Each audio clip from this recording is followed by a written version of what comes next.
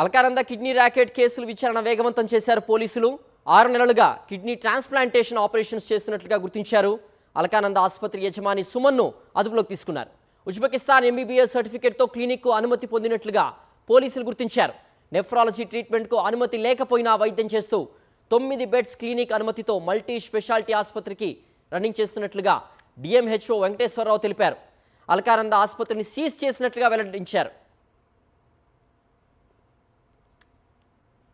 ఇప్పటివరకు పోలీసుల అదుపులో 8 మంది బ్రోకర్స్ ఉన్నారు. యజమాని సుమన్ సహా డాక్టర్ పవన్, మధ్యవర్తి ప్రదీప్ను అరెస్ట్ చేశారు. తమిళనాడుకు చెందిన నస్రీం భాను, ఫిర్దోస్లు కిడ్నీ డోనర్స్గా గుర్తించారు. బెంగళూరుకు చెందిన రాజశేఖర్, బట్టు ప్రభుకు వైద్యులు అమర్చారు. ఆపరేషన్కు 55 లక్షలు వసూలు చేశారు. ఒక హాస్పిటల్లో ఇల్లీగల్గా కిడ్నీ ట్రాన్స్ప్లాంటేషన్స్ జరుగుతున్నాయి అనేటటువంటి విషయం తెలవడం జరిగింది. తెలవగానే ఇమీడియట్గా మా డిప్యూటీ డిఎంహెచ్ఓ గారు, అదేవిధంగా మన ఏసీపీ గారు, తర్వాత ఇన్స్పెక్టర్ గారు అందరూ కూడా వచ్చి హాస్పిటల్లో తనిఖీ చేయడం జరిగింది. తనిఖీ చేస్తే ఒక 2 డోనార్స్, 2 రెసిపియెంట్స్, అంటే కిడ్నీ ఎవరైతే ఇచ్చారో వాళ్ళిద్దరూ, అదే రకంగా కిడ్నీ ఎవరైతే తీసుకున్నారో వాళ్ళు 4 కూడా పేషెంట్స్ బెడ్స్ మీద పడుకోవడం గమనించడం జరిగింది. సుమంత్ అనేటటువంటి వ్యక్తిని మరి పోలీసు వారి సహకారంతో పట్టుకోవడం జరిగింది. పట్టుకొని విచారిస్తే అతను నాకేం తెలియదు అంటాడు. మరి పేషెంట్ వాళ్ళేమో 2 కర్ణాటకకు చెందిన వాళ్ళు, 2 తమిళనాడుకు చెందిన వాళ్ళు. కాబట్టి మన భాష కరెక్ట్గా అర్థం కావడం లేదు. వాళ్ళు కూడా ఏది పడితే అది ఏదో చెప్తున్నారు తప్పితే కరెక్ట్గా మనకి వాళ్ళు చెప్పింది మనకి అర్థం కాక తర్వాత స్లోగా ఎంక్వైరీ చేస్తే 2 దగ్గర కిడ్నీ తీసినట్టుగా, ఒక 2 దగ్గర ఏమో వాళ్ళకి డొనేట్ చేసినటువంటి కిడ్నీని అమర్చినట్టుగా మనం సమాచారం అందుకోవడం జరిగింది. వాళ్ళ భాషలో వాళ్ళు చెప్పినా కూడా దాని నుంచి మనం గ్రాస్ప్ చేసి ఇమీడియట్గా పోలీసు వాళ్ళని అలర్ట్ చేస్తే డీసీపీ గారు, ఏసీపీ గారు, ఇన్స్పెక్టర్ గారు అందరూ కూడా వచ్చారు. మరి వాళ్ళందరి సహకారంతో మొత్తం కూడా వాళ్ళందరినీ ఇప్పుడు గాంధీ హాస్పిటల్కి పేషెంట్స్ని షిఫ్ట్ చేసాం 4.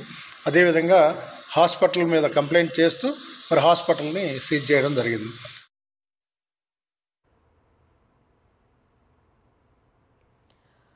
మరింత సమాచారం మా ప్రతినిధి వాసు అందిస్తారు. వాసు, ఎలాంటి పర్మిషన్స్ లేకుండా 6 నెలలుగా, 1 నెల కాదు 2 నెలలు కాదు, గత 6 నెలలుగా కిడ్నీ ఆపరేషన్స్ చేస్తూ ఉన్నారు.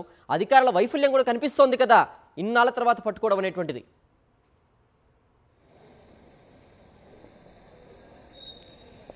సిద్ధు, హైదరాబాద్ కొత్తపేటలో ఉన్నటువంటి డాక్టర్స్ కాలనీలో ఒక జాతీయ స్థాయిలో కిడ్నీ ముఠా రాకెట్ గుట్టునట్టయింది. ఒక మల్టీ స్పెషాలిటీ హాస్పిటల్ని ఒక సెటప్ ఇక్కడ సెట్ చేశారు. తమిళనాడు, కర్ణాటక నుంచి డోనర్స్తో పాటు పేషెంట్స్ని తీసుకొచ్చి కూడా ఎలాంటి అనుమతులు లేకుండా చాలా పెద్ద ఎత్తున కిడ్నీ రాకెట్ నిర్వహిస్తున్న నేపథ్యంలో డిఎంహెచ్ఓ ఫిర్యాదు మేరకు మొత్తం ఇప్పటివరకైతే ఈ కేసులో 10 మందిని అరెస్ట్ చేశారు. 8 మంది బ్రోకర్స్తో పాటు ఆసుపత్రి యజమాని సుమంత్తో పాటు మరో డాక్టర్ పవన్ కుమార్ని కూడా అదుపులోకి తీసుకున్నారు. మరొక మధ్యవర్తిగా ఉన్నటువంటి మరొక వ్యక్తిని అదుపులోకి తీసుకోవడానికి ప్రదీప్ అని సంబంధించి. అయితే ఎవరైతే ఇక్కడ మనం చూస్తున్నటువంటి హాస్పిటల్ చూస్తే నిజంగానే అన్ని అనుమతులు ఉన్నటువంటి ఒక మల్టీ స్పెషాలిటీ హాస్పిటల్ బిల్డప్ ఇక్కడ కనిపిస్తా ఉంది. 6 నెలలుగా కేవలం 9 పడకల క్లినిక్ గా అనుమతి తీసుకున్నటువంటి ఒక వ్యక్తి సుమంత్ అనేటువంటి వ్యక్తి. ఆయన ఒక పర్మిషన్ కు సంబంధించి కూడా వేరే దేశం నుంచి కూడా ఆయన పొందినటువంటి ఎంబీబీఎస్ సర్టిఫికేట్ ఆధారంగా, ఉజ్బెకిస్తాన్ సంబంధించినటువంటి ఎంబీబీఎస్ సర్టిఫికేట్ ఆధారంగా 9 పడకల ఆసుపత్రిగా పర్మిషన్ తీసుకుని మల్టీ లెవెల్ హాస్పిటల్ ని ఇక్కడ రన్ చేస్తున్న నేపథ్యం. అయితే ప్రధానంగా కూడా ఈ కేసు సంబంధించి ఇప్పటికైతే నస్రీం బాను, ఫిర్దోస్ తమిళనాడు చెందినటువంటి 2 వ్యక్తులు వీళ్ళు డోనర్స్ గా ఉన్నారు. వీళ్ళకి కేవలం తక్కువ డబ్బులు చెల్లించి వాళ్ళు నిరుపేదలుగా ఉన్నటువంటి వ్యక్తుల్ని హైదరాబాద్ తరలించి వాళ్ళ కిడ్నీస్ తీసి తర్వాత మరో 2 వ్యక్తులకు, ఒక డాక్టర్తో పాటు మరొక వ్యక్తికి, ఒక లాయర్కు అమర్చిన నేపథ్యానికి సంబంధించి 55 లక్షల రూపాయలు ఒక్కొక్క ఆపరేషన్ కు వాళ్ళు వసూలు చేశారు. దీన్ని పసిగట్టినటువంటి కొంతమంది డిఎంహెచ్ఓకు ఫిర్యాదు చేసిన నేపథ్యంలో కూడా డిఎంహెచ్ఓ ఇక్కడ తనిఖీ చేశారు. చూస్తున్నాం హాస్పిటల్ పూర్తిగా కూడా సీజ్ చేసిన పరిస్థితి, ఇక్కడ ఉన్నటువంటి పరికరాలు సీజ్ చేశారు. ఆ ట్రీట్మెంట్ పొందుతున్నటువంటి 2 వ్యక్తులతో పాటు ఎవరైతే డోనర్స్ ఉన్నారో వాళ్ళని కూడా గాంధీ ఆసుపత్రికి తరలించారు. వాళ్ళందరికీ చికిత్స అందిస్తున్న పరిస్థితి కనిపిస్తూ ఉంది.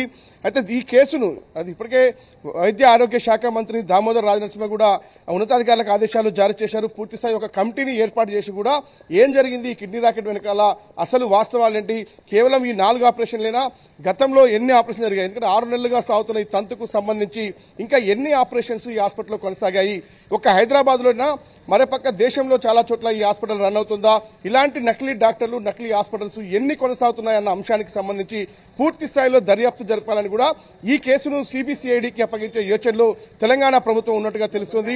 ఈ రోజు లేదా రేపు సిబిసిఐడికి కేసు బదిలీ అయ్యే అవకాశం ఉంది. ప్రస్తుతానికి మాత్రం ఎల్బీ నగర్ పోలీసులు యజమాని సుమన్ తో పాటు డాక్టర్ పవన్ తో పాటు మరొక వ్యక్తి ప్రదీప్ అనే వ్యక్తితో పాటు మొత్తం 8 మంది బ్రోకర్లు అదుపుస్తున్నారు.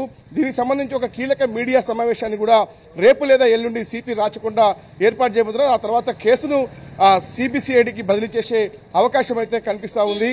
మొత్తానికైతే ఇలాంటి ఒక హైదరాబాద్ లాంటి నగరంలో ఇలాంటి ఫేక్ హాస్పిటల్ నిర్వహిస్తూ కూడా నకిలీ కిడ్నీ ఆపరేషన్ రన్ చేయడం మాత్రం సంచలనం కలిగిస్తుంది. వైద్య చరిత్రలో కనీవిని ఎరగని రీతిలో కూడా ఎక్కడో బీహార్, ఉత్తరప్రదేశ్ లాంటి రాష్ట్రాల్లో జరిగేటువంటి ఇలాంటి స్కాము హైదరాబాద్ లో కిడ్నీ రాకెట్ కొనసాగడం మాత్రం నిజంగా రాష్ట్ర ప్రభుత్వం సీరియస్ గా తీసుకుంది. ఈ కేసును సమగ్ర దర్యాప్తు కోసం కూడా ఆదేశాలు జారీ చేసింది. పోలీసులు మాత్రం ఎస్ఓటీతో పాటు సర్దార్ పోలీసులు కేసు దర్యాప్తు చేస్తున్నారు. ఈ కేసులో కింగ్ పిన్ గా ఉన్నటువంటి మరికొంతమంది వ్యక్తుల అరెస్టు కోసం పోలీసులు అయితే గాలి ముమ్మరం చేశారు. సిద్ధు. ఓకే వాసు.